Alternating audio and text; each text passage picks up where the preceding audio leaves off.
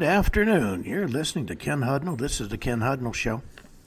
Coming to you from our studios right here in exciting El Paso, Texas. Gateway to the Old West and the most haunted city in the country. Well, today is April the 4th, the 94th day of the year. Just 271 days remain to the year's over with. You know, on this day in 1968, Martin Luther King Jr., leader of the American Civil Rights Movement, was in Memphis to support a strike by the city's sanitation workers, was assassinated by James Earl Ray. And then with the assistance of, it's believed, law enforcement, he managed to evade, and he was supposed to be a small-time crook. But in actuality, with plenty of money, he escaped overseas. When he came back, eventually he got caught and prosecuted. It's also Walk to Work Day, National School and Librarian Day, and a National Carrot Day, National Chicken Cordon Bleu Day, Tell a Lie Day, National Vitamin C Day, eat your oranges, folks, World Rat Day, National Ramen Day, and National Kids Yoga Day, National Hug a News Person Day, 404 Day. 404, of course, is it's a crucial issue of internet censorship in public schools and libraries. And quite often, if you try to go to a page that's not there, you'll see 404 not found. Day of Silence, World Corporate Health Day, and World Drummers Day, Jeep 4x4 Day, National Walk Around Things Day, and Great British Spring Clean. Now, that's the holidays observances I'm going to cover. Let's talk about some stories in the news. Secretary of State Rubio stands up to European leaders. He says Trump is right. Trump appoints new acting director and deputy at NSA to replace the Biden appointees he just fired. And Biden's ambitious climate goals go down in flames by popular American beach. A sculpture. A source familiar with the project said it's a catastrophic failure is a shining example of how these failed green energy projects pose a hazard to the environment. Idaho farmer named Dean Demon torches potential Biden windmill project. He said it'll destroy the desert. And the Biden administration came up with a lot of weird, off-the-wall things. A transgender activist got up in Dr. Phil's face and told him trans women are not males. Well, excuse me, they came with that equipment. Newsom is asking world leaders to exclude California exports from any of the territory tariffs because he doesn't believe in what Trump is doing. The Jasmine Crockett was silent as an aide tried to intimidate and block reporters' questions about her urging violence. They dug up some old news stories about Pelosi and Bernie Sanders. It sounded just like Trump regarding tariffs and trade. Well, another story just came to light. It might be wise to think twice about using coffee machines at work or in some buildings these days. A new study investigated the levels of certain substances in coffee that's prepared in a workplace coffee machines versus coffee made through traditional brewing techniques. Research has concluded that drinking poorly filtered coffee, such as the kind found in workplace machines, could be an overlooked factor in heart health issues due to certain cholesterol concentrations. You're going to find a study that says everything up to and including the fact if you get struck by lightning, you become Superman. Well, Justin Baldoni's called out Ryan Reynolds for trying to dodge a $400 million lawsuit. U.S. economy came in stronger than expected with 228,000 jobs in March.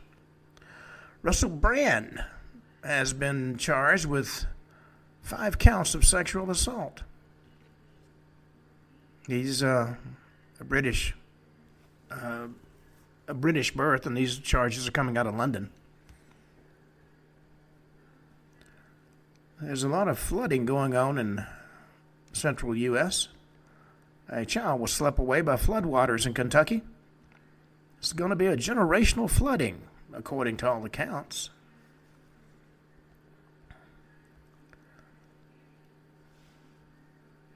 Well, Democrat Representative Jared Golden says his party's moving in the wrong direction regarding trade. He says it's a knee-jerk reaction to oppose anything Trump comes up with. That doesn't mean that Trump is wrong and they're right. Trump's called on the feds to cut interest rates and stop playing politics. We'll see if they do it.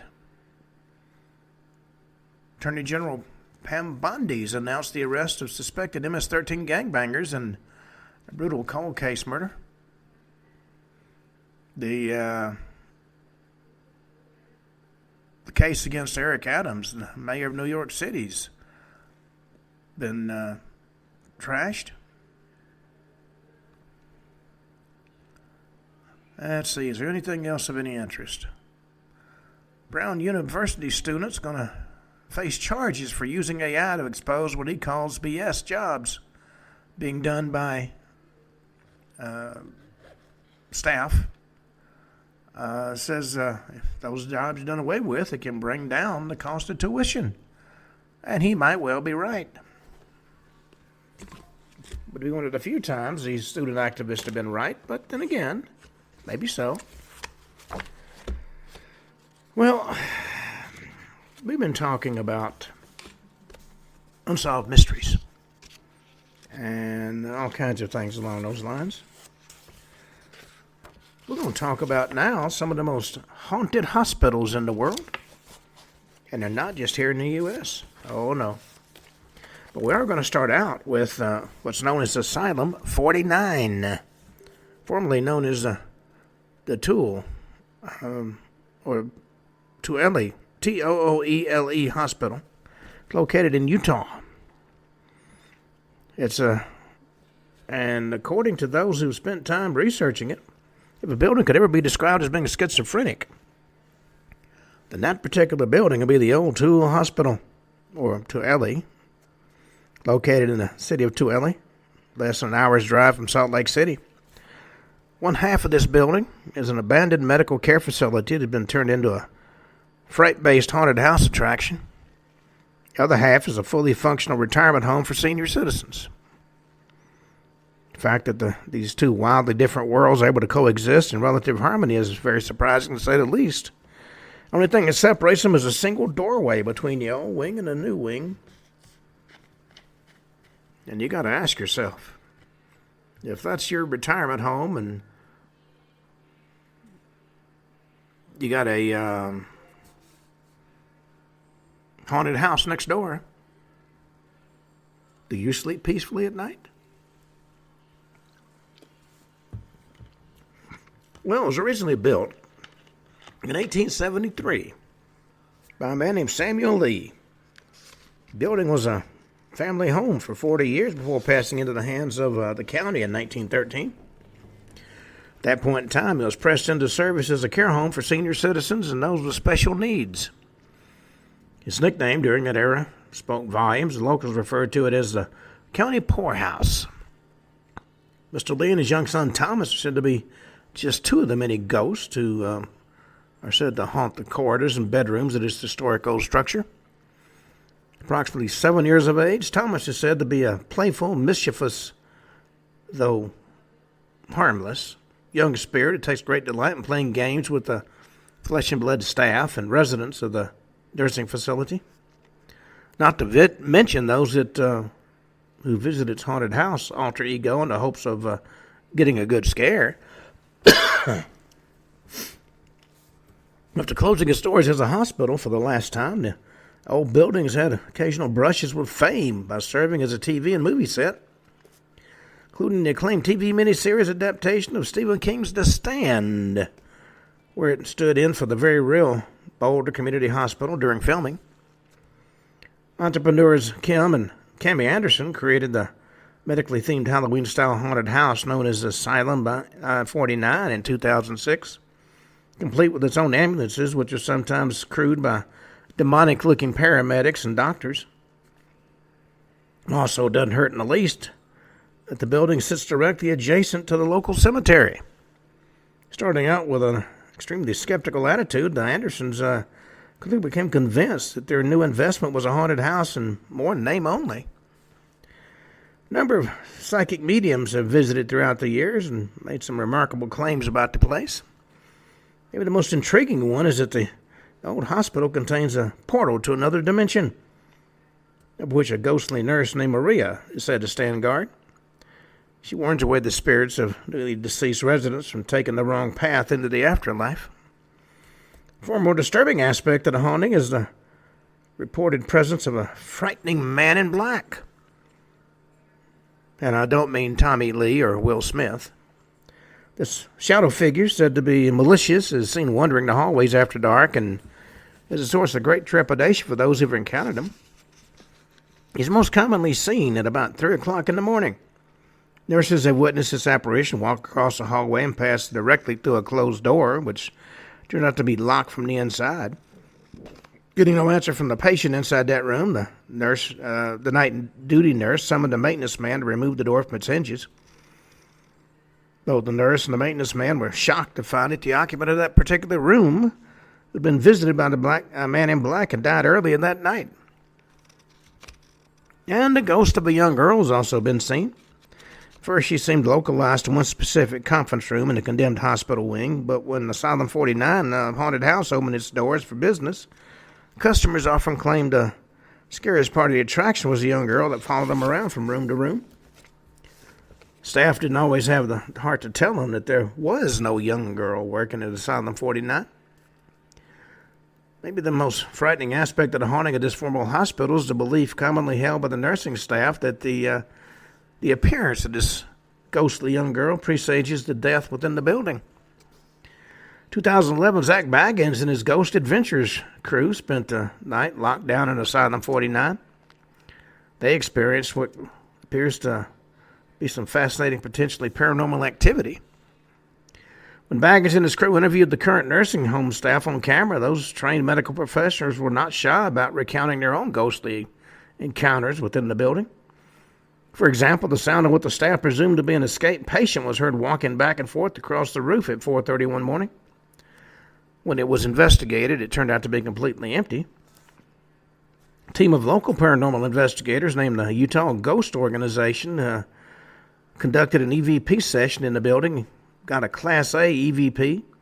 Now, Class A EVPs, for those that are not familiar with them, are the best and clearest possible type of electronic voice phenomena, believed to be the voice of a deceased person. That particular EVP clearly stated the name of an X-ray technician who used to work at the hospital. And this finding was eerily mirrored by the Ghost Adventures crew during their own night at the hospital, and they received a Class A EVP, which quite clearly said the name Zach Baggins. Ghost Adventures boys also captured what they believed to be a hostile, verbally abusive male voice growling at them in one of the Asylum 49 rooms, and then later speaking directly into Baggins' ear. Similarly, crude EVPs were recorded on the team's digital voice recorders. One high-pitched female scream was also picked up by the Ghost Adventures team, in addition to a forlorn, almost childlike moan, which was captured on an old-style reel-to-reel analog tape recorder. Using heat-sensitive thermal imaging cameras, Baggins and his team also captured an intriguing heat anomaly, which came into view and then disappeared almost instantly. Also recorded on camera was a ball that was being used as a control object, which subsequently rolled down the corridor toward their locked-off video camera. Baggins believed that this could have been a manifestation of the two childlike shadow figures that he had seen standing next to him, playfully moving the ball around for fun. And during the lockdown, the Ghost Adventures crew also witnessed doors slamming inside empty rooms. Footsteps were heard in deserted hallways, and investigator Aaron Goodwin claimed that he was grabbed on the hip by an unseen hand. Now, that will definitely make your night, let me tell you. Baggage theorized the old hospital is now basically a ghost manufacturing factory, especially considering the fact that elderly inhabitants are still passing away there on a regular basis.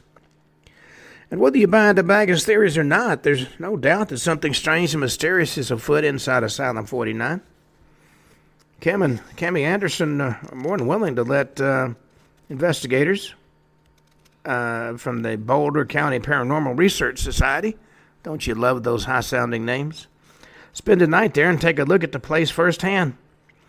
On a bright, sunny Saturday morning in May, they loaded up their trucks and took Interstate 25 north out of Colorado. A little two-vehicle convoy headed west through Wyoming and into Utah, putting more than 500 miles of empty prairie behind them. When they hit Salt Lake City, ominous gray thunderclouds were hanging low in the sky. And no sooner than one of them mentioned it might rain, the heavens opened up and fat drops of rain began to splatter across the windshield. Well, so many scary movies and stories begin with it was a dark and stormy night. But it's rarely true in real-life paranormal investigations. But Asylum 49 and the LA Hospital were very much the exception. Pulling into the parking lot of Asylum 49, it felt like the perfect night for something paranormal to actually happen. And because the daylight was starting to melt away into the gloom of twilight, they wasted no time getting out their cameras and circling the entire building, snapping photographs of the exterior before they went inside. Working their way to where the structure, they came upon some abandoned medical office buildings and very neatly kept cemetery. The same ones where Jack Baggins had been seen to interview Kim Anderson during the Ghost Adventures TV episode. A disembodied hand clawing its way out of the ground gave him when the investigators, a shock of their life till they realized it was nothing more than a latex prop, the sort that can be bought at a Halloween store. So they left it for the next unwary traveler to enjoy.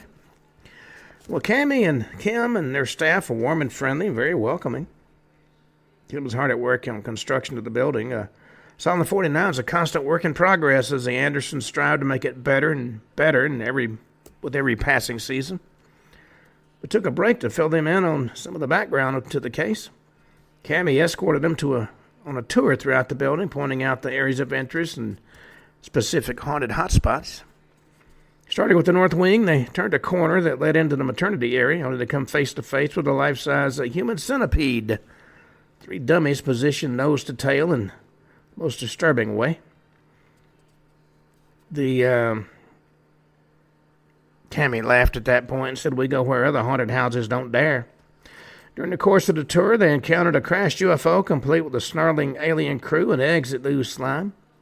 Disturbing array of surgical oddities, such as dismembered bodies sewn together in a sinister tableau that looked as though they'd been pieced together by a deranged anatomist. And evil experiments conducted by a surgical team from hell upon an unwilling bedbound victim. All of this was barely scratching the surface. Asylum 49 had a lot of spooky secrets.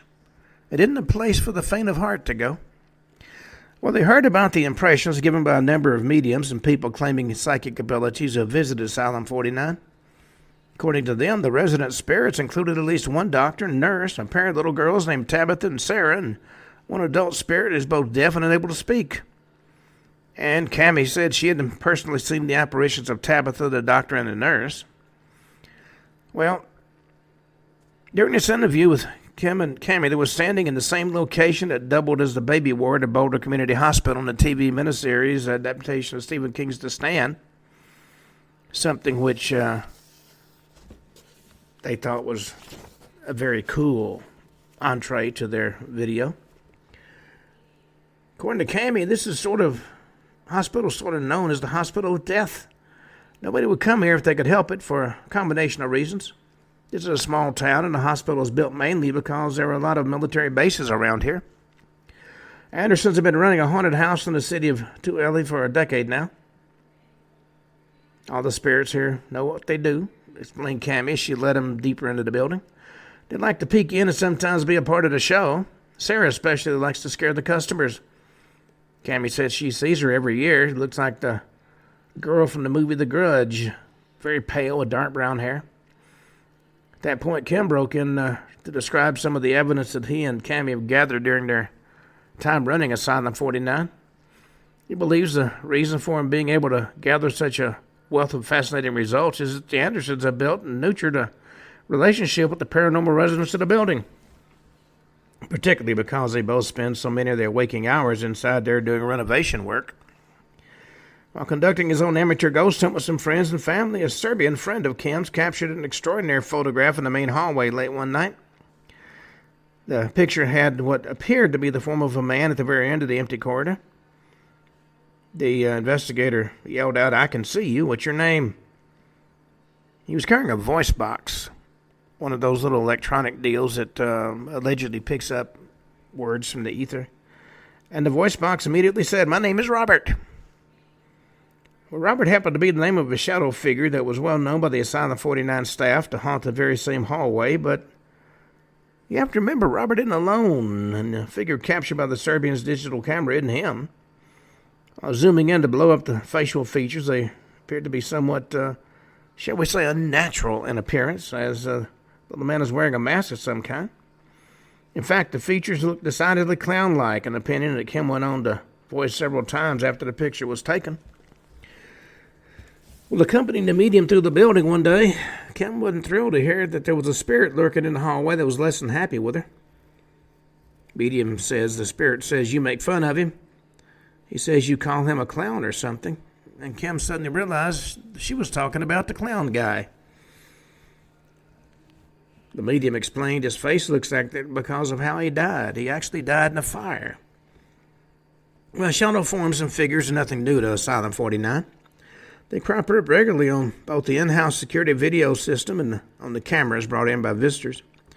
One particular chilling piece of video footage was taken in an area of the building that had been informally dubbed the Scary Hallway by the Asylum 49 staff.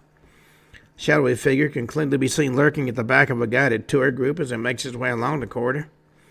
Kind of a ghostly hanger-on captured for posterity by a video camera.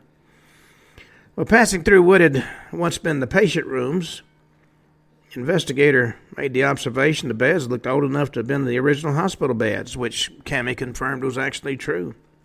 The Andersons both feel that because they are still residents of the hospital, the spirits who remained there, they'd like to retain as many of the fixtures and fittings as possible. For instance, one of the rooms is haunted by the ghost of an older lady who likes to stimulate EMF meter readings whenever a deck of cards is brought out. In the central hallway, from which many of the rooms branch off, paranormal investigators have captured the video footage of a shadowy figure walking into one of the rooms.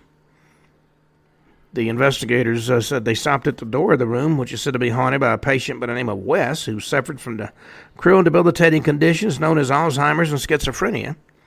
Visiting medium stated this particular ghost was so earthbound due to the fact he died in a state of confusion. Although if true, it begged the question of why the millions of people who died in a state of confusion don't remain behind his ghost. There's only some of them seem to. These investigators don't believe in provocation as a means of stimulating an interaction with ghosts due to its disrespectful nature, but they do favor encouragement, inviting them to reach out and touch someone somewhere, for example. At that point, Cammie cautioned that West and some of the other residents of Asylum 49 have been known to respond by scratching and pinching overly provocative investigators. And as they stood outside and looked into Wes's room, they pondered the warning thoughtfully, looking at the pencil sketch of him drawn by one of the visiting psychics. A placid-looking older man with a bald head and a level gaze stared back at him from the drawing that was placed outside the door. Former Doctor's Lounge was known for having an inhospitable atmosphere, reinforced by the fact that on one occasion when Cammie was vacuuming, a voice yelled at her to get out. Moving into the x-ray room, they heard about the resident spirit there, a former technician who worked at the hospital during its heyday. And despite the fact he didn't die on the premises, he seemed to have returned to the place he loved working at after he did die. Tech had given his full name to investigators in the form of an EVP, which was played for these investigators and found it extremely compelling. Check of records corroborated the man's name. This was an intelligent, faceted haunt that loves to interact with living visitors of Asylum 49, and is far from the only one. This, according to Cammie, when they went into part of the hospital, it was close to the entrance door. They had entered the Guardians area. They pushed their way through what seemed like hundreds of trash bags suspended from the ceiling, making a dark and catastrophic maze. The room had been the MRI chamber when the hospital was still open. According to Cammie, he's big, he's grumpy, and he'll mess with you a lot, especially your equipment. For example, when Jay from Ghost Mine was here, his K2 meter was in the red the entire time. And there was no electrical sources back here to explain it. I actually believe the Guardian could be behind the physical attacks on investigators taking place in that area. If you entered the mirror maze, they were surrounded by reflections of themselves on every surface, and they were warned about the resident male ghosts who like to grab female visitors on inappropriate parts of their body. Cammie showed him a photo taken by a female visitor to the maze, which, although nothing unusual seen at the time, showed it looked like faces and figures staring back from the depths of one of the mirrors. And it'd be easy to dismiss them as pareidolia, the brain's tendency to see human faces and forms in unnatural positions of light as they play across surfaces, but the level of detail is a little too sharp to actually have been pareidolia. Unsurprisingly, although paranormal activity does take place at the Asylum 49 all year round, it's at its very height during late October when the commercial haunted house is in full swing. Hordes of visitors eager to experience the thrills and chills cooked up by the Andersons and their dedicated staff bring along with them a tsunami of emotional energy, something of which the spirits seem to be able to draw.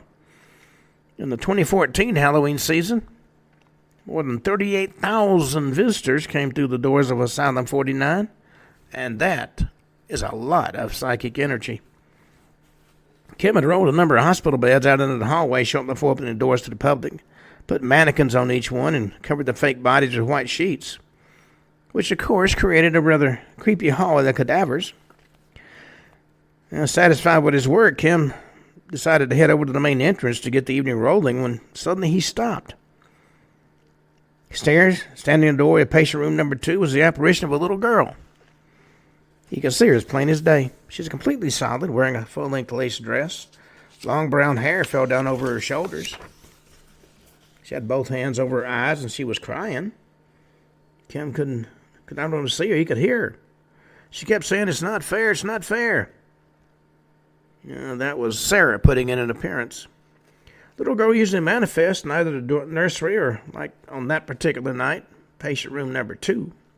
Like to hide in a nook between the rocking chair and the heater in the nursery, and been seen there by quite a few staff and visitors to the hospital over the years.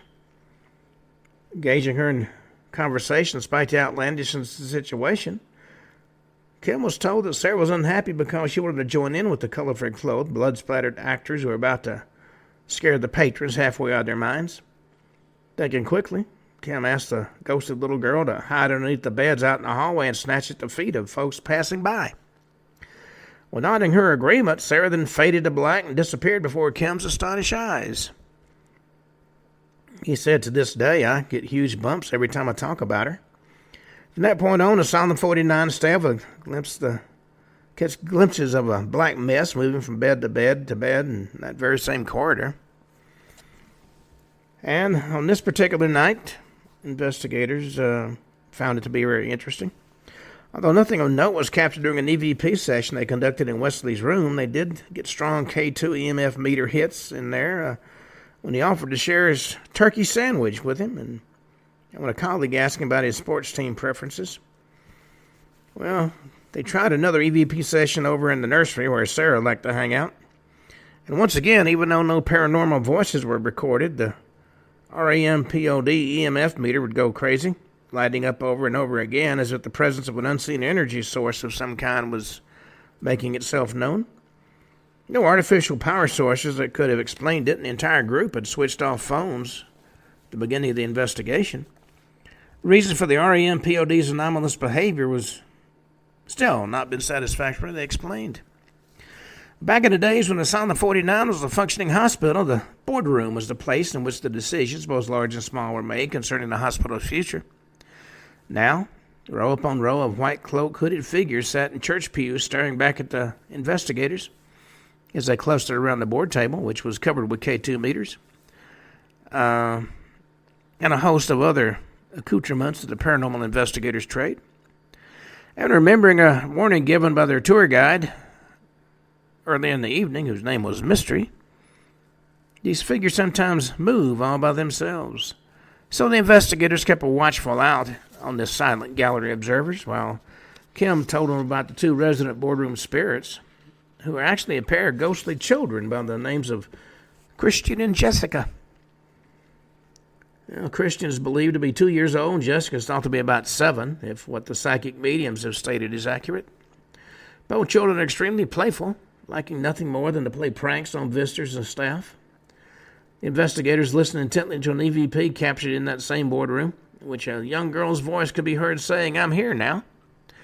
The voice rasped in much the same way that any child does when it's play acting a monster. The EVP was very easy to hear, and on it, quite clearly, you can hear a voice say, "Mom," and "Yeah." Well, not all EVPs captured at Asylum 49 are quite as benign. Kim and Cammie regularly inform visitors that before leaving, whether they have any spiritual beliefs or not, to speak with intent to any spirits within earshot and tell them in no uncertain terms are not permitted to accompany them to the car and to follow them home. During that session, one chilling EVP was captured, which an adult female voice states quite clearly, "I'm going with you." Another one says, "You're dead."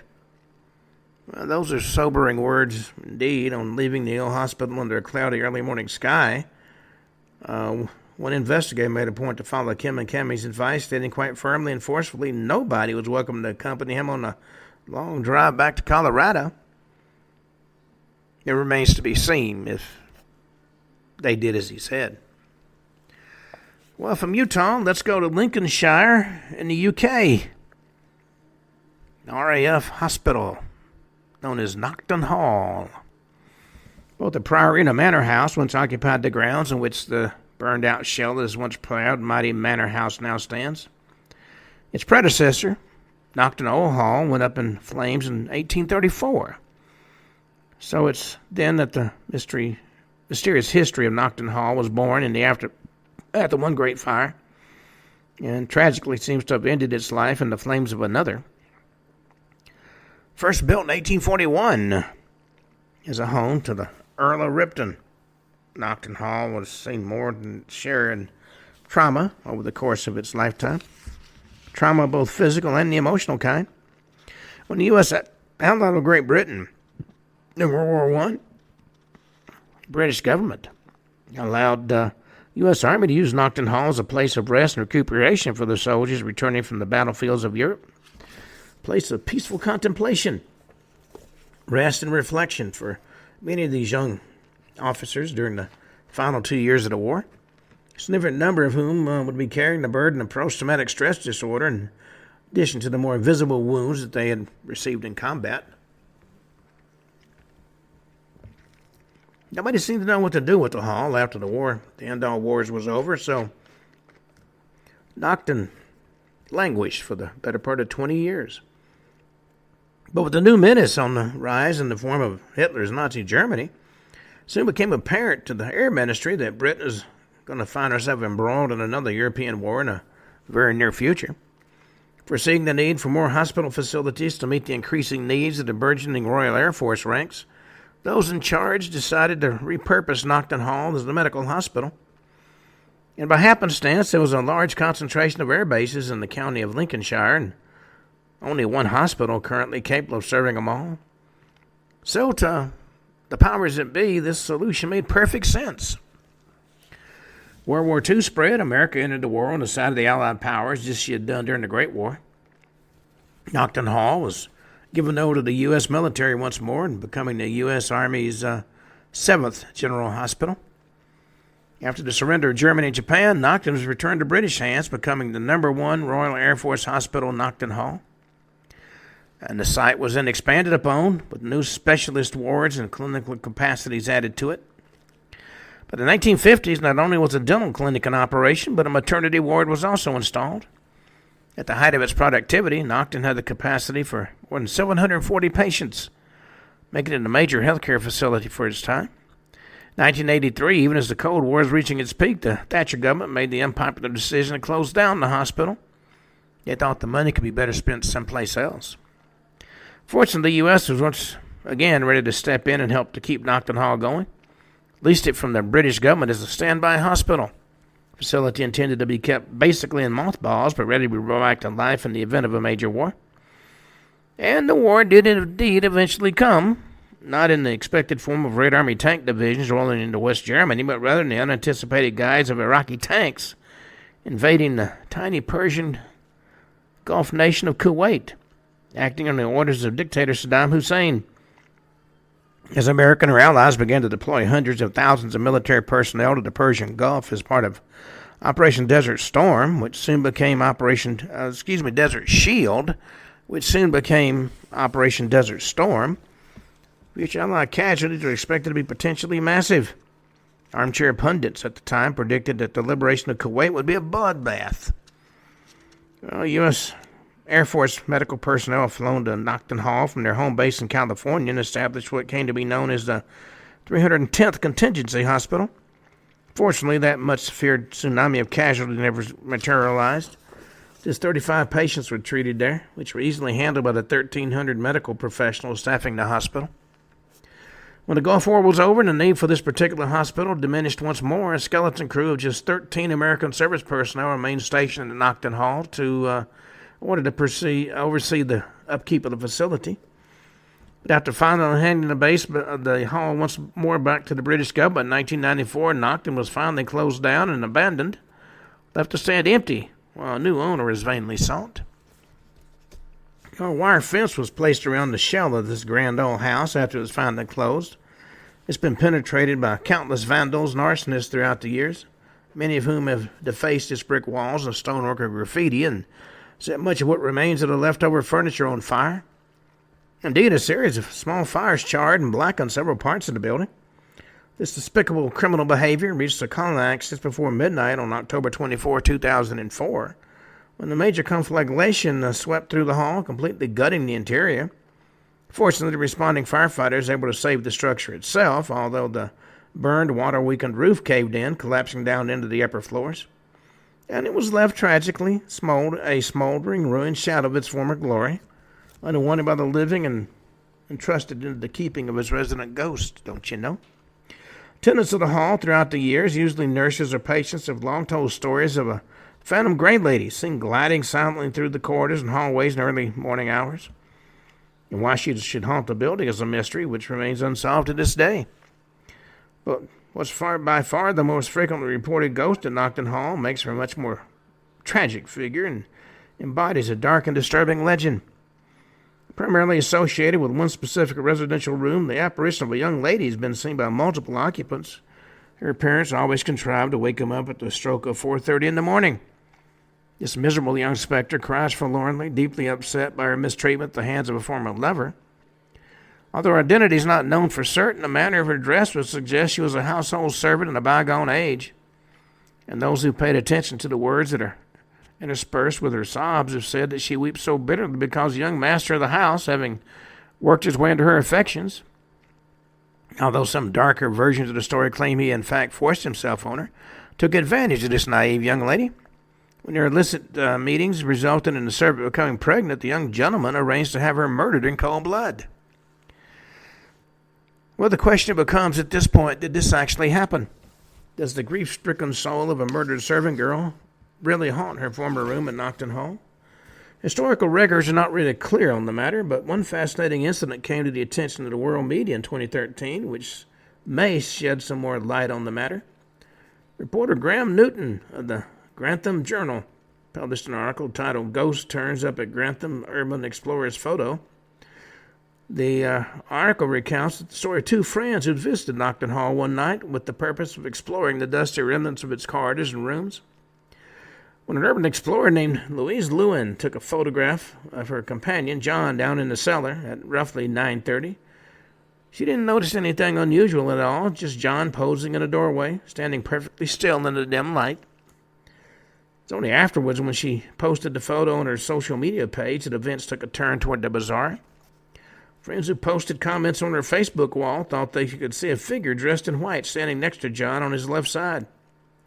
Looks like she's walking next to John, trying to link arms with him.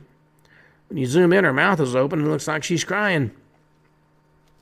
Well, if you seek out that photo online, you can judge for yourself. Is this a human figure, about 5 feet high, standing next to John in a doorway? Or simply pareidolia, the tendency of the human mind to see faces of figures that aren't actually there, due to the interplay of light and shadow across different surfaces? It's something for the viewer to judge. Ghosts of a different kind would come to Nocton Hall in November 2013 when a movie crew arrived to shoot scenes for the horror movie The Woman in Black 2, Angel of Death. Once forced to wonder what the ghost of the Grey Lady and the Weeping Girl would have made of their black-garbed Hollywood counterpart. According to British national newspaper The Daily Mail, Nocton Hall is now listed as one of the UK's 10 most endangered historic buildings.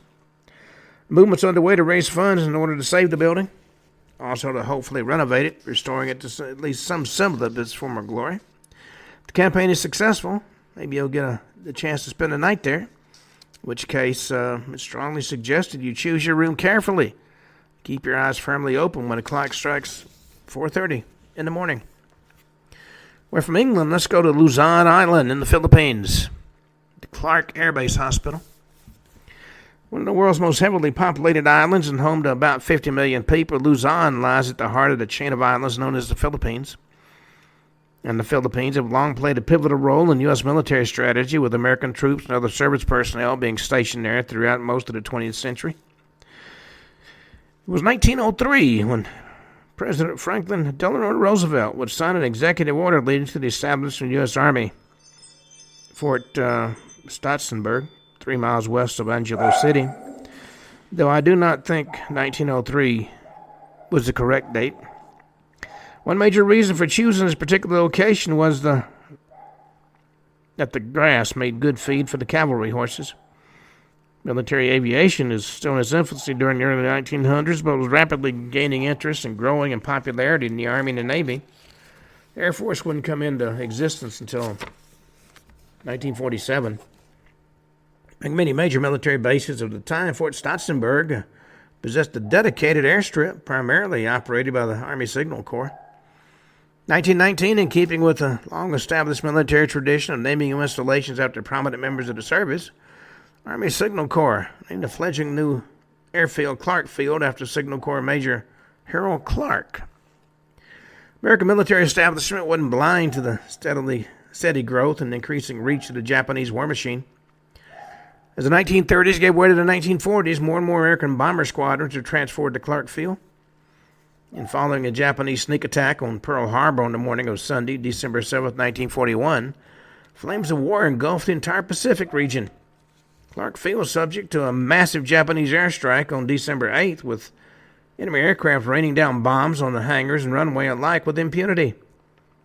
The raid destroyed much of the American bomber force while it was still on the ground, and additional air raids came later. Well, one story which still makes the rounds both locally and on a multitude of internet websites, but and it's actually proven a little bit difficult to differentiate. Excuse me.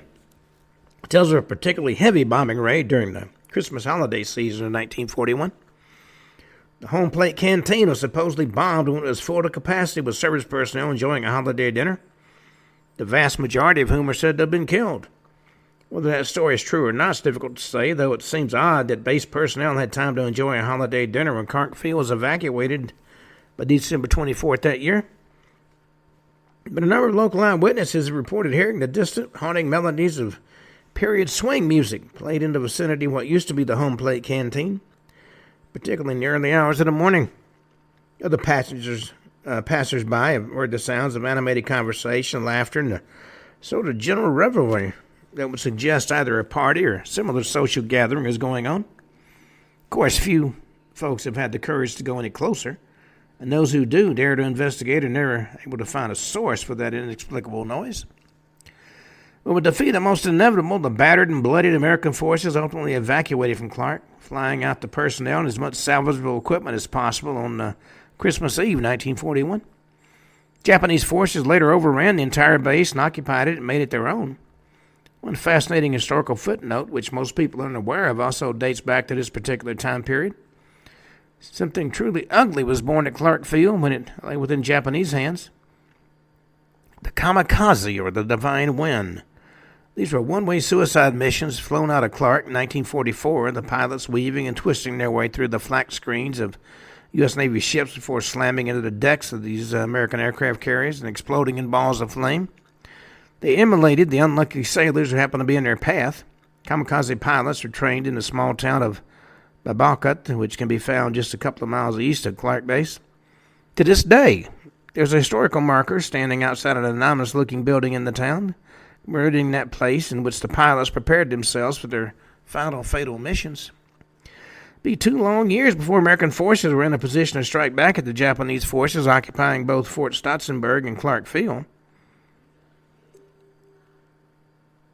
launching long-range airstrikes in an intense bomber campaign that lasted from October 1944 to January 1945. More than 1,000 Japanese aircraft were destroyed or disabled during that time, blasted into smoldering wreckage by their American counterparts. Well, with the writing truly on the wall for the ailing Japanese military, the installation was finally retaken by the Americans after a few fierce firefights in January of 1945. After the war ended, Fort Stotzenburg and Clark Field duly amalgamated and became Clark Air Base. It was one of the biggest and arguably the biggest U.S. overseas military installation. Thousands of service personnel and their dependents passed through the establishment throughout the years, bringing with them the full gamut of human emotional experience, both good and bad. In order to meet their medical needs, a brand new state-of-the-art healthcare facility was constructed on the base in 1964. Clark Air Base Hospital saw hundreds of babies brought into the world, and as we'll see, it was the last stop for many of those who were getting ready to leave it. Well, thousands of civilian patients were treated there each month, including those who sought care at its flourishing dental practice. During the Vietnam War, Clark was a key strategic base, serving not only as a major logistical hub for the American forces, but also as the first point of medical evacuation for troops being flown out of the Vietnamese theater of operation. Clark's hospital wards would become a temporary home to soldiers who'd been wounded on the battlefield, some grievously, I might add. Bullets, blades, punchy sticks, artillery shells, and countless other weapons were capable of inflicting the most horrific injuries imaginable upon the human body, and after stabilization by trauma surgeons in the field tent hospitals, these survivors were shipped back to Clark for more definitive medical care. It's also important to bear in mind that the physical wounds of war can be matched, if not exceeded, by the psychological injuries, which are harder to find because they have a habit of lurking beneath the surface. What we know today as post-traumatic stress disorder, or PTSD, was referred to in the 1970s as the Vietnam Syndrome. The name was different, but the effects were the same. Crippling mental illness brought on by extreme stress in combat. Clark Air Base Hospital did indeed have a mental health ward, but you have to wonder whether it was able to cope with the sheer volume of emotionally traumatized servicemen returning from the front lines. Entire busloads of new patients would arrive there every day. Well, with so much raw emotion, and with so much sheer trauma, both the physical and the psychological kind, passing through its doors, is it any wonder a place such as Clark Air Base Hospital should become the center of so many ghost stories? When the volcano Mount Pinatubo erupted violently in 1991, tons of volcanic ash was hurled into the air, carried aloft in the winds, and ignominiously dumped pretty much all over Clark Air Base. Hospital was particularly hard hit, and when the last American forces took down the Stars and Stripes before departing from Clark that same year, what was once a shining example of modern medical practice was allowed to languish and rot. Add further insult to injury, looters broke into the hospital and completely gutted it, stripped the rooms bare of anything that might hold even the slightest value. This included not only the expensive medical equipment, but fittings and fixtures as simple as door handles and window frames. Like maggots stripping a dead carcass down to its barest bones, the looters kept coming back until absolutely nothing was left but the structure. and, of course, the ghost. Although paranormal activity has been reported at several places on the base grounds, such as the auditory phenomena emanating from the old home plate canteen and the ghost of an airman who supposedly hung himself to wood falling into Japanese hands and whose restless spirits now said to haunt the base museum, most of the ghostly episodes seem to center on the former hospital. But it's worth taking a little time to consider the hauntings that might have brought the paranormal enthusiasts from far and wide in order to visit the other areas in this massive military installation. An article published in the Philippine Star on Halloween 2012, probably enough titled Ghost Tourism Drawing Visitors to Former U.S. Base, journalist Dean Cervantes delves into some of Clark's ghostly activities and paranormal folklore. One such haunting involves the old cemetery from which bodies were moved to the newer American military cemetery on the air base in order to allow for redevelopment of a new building on the site of the former graveyard. Construction on that new building, of course, was never completed, partly because, according to the local chief of tourism, Guy Gilberto, employees in the area claim they frequently see ghosts or hear unusual sounds coming out of the unfinished building. There's no doubt it's haunted.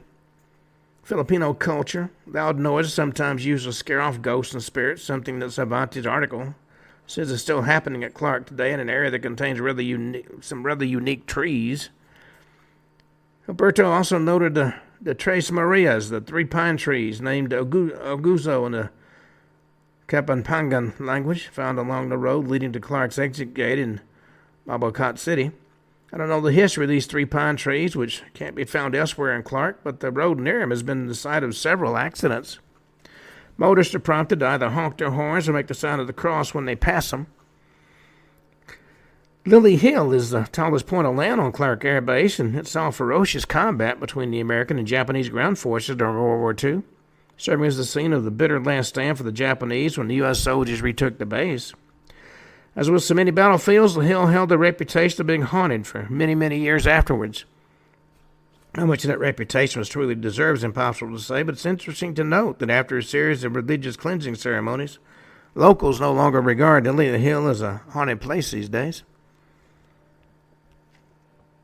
Although the building that once housed the base hospital is now a gutted shell, a mere shadow of the medical facility that cost more than $4.5 million to build, it's far from a peaceful place.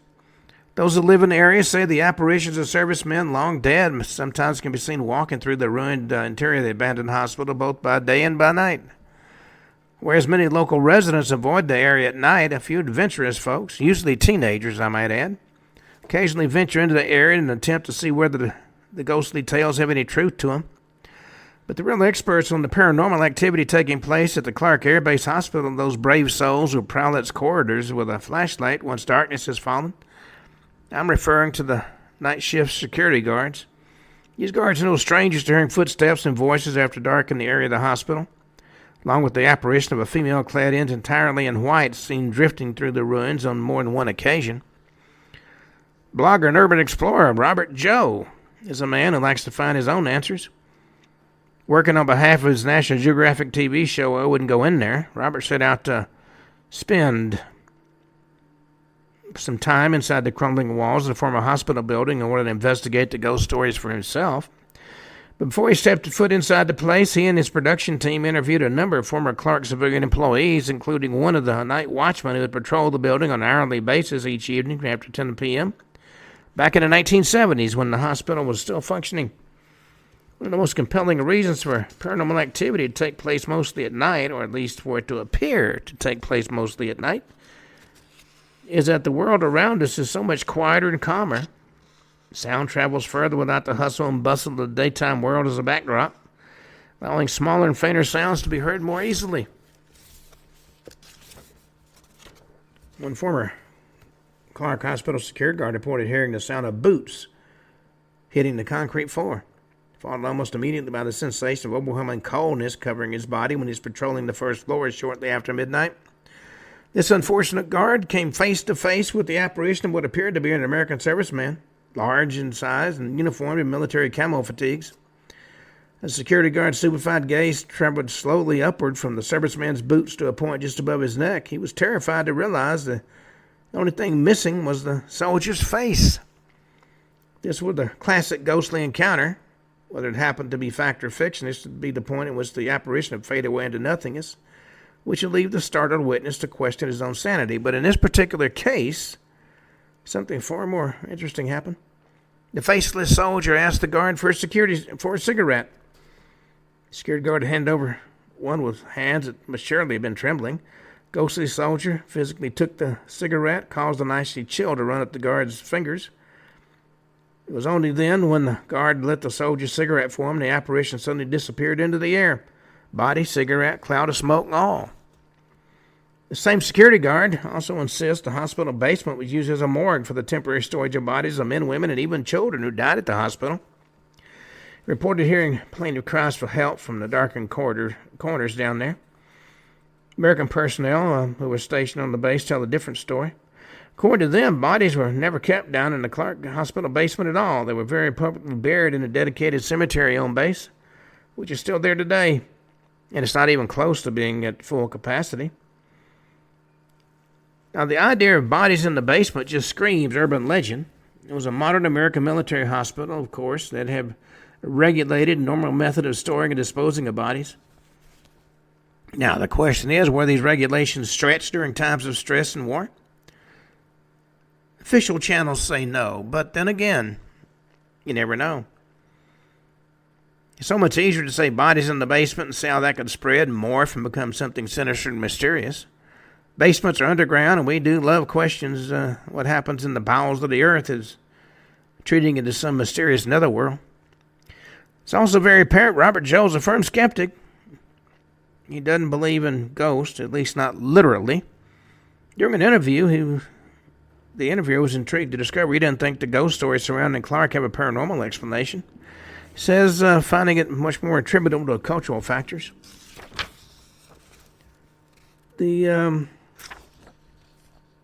Every culture all over the world has superstitious beliefs. In the West, they might be often couched in language that makes them sound more religious. But researchers don't differentiate between ghost stories, religious stories, culture, superstitions. They're all part of a cultural fabric that makes up each society. When you get to the old world culture, such as Europe, Asia, the older traditions and beliefs manage to stay alive more vividly than in the West. But then again, there was more or less a genocide of the old world culture that, so of course, a lot of those traditions were lost. European and Judeo-Christian beliefs still run rampant in the more established older societies of New England and down south. TV show X-Files had great fun exploring those stories as a sort of a American Gothic tradition. So in the Philippines, the Filipinos, being influenced from a mix of old-world Spanish culture, traditional Filipino cultures, are somewhat predisposed to these beliefs. Overall, Asia seems to be more predisposed to the belief than, say, North America or the New World.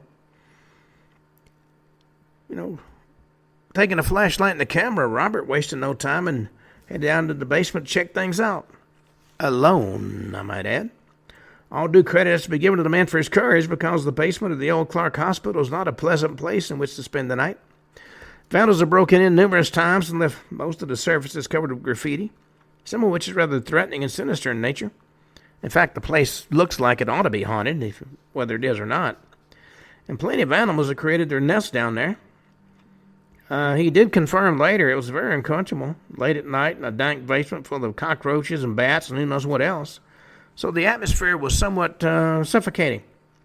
Combination of dust and feces. Well, on that note, we come to the end of today's show. We'll be back Monday and talk more about the strange and unusual. Until then, this is Ken Hudnall for the Ken Hudnall Show, saying have a truly great evening.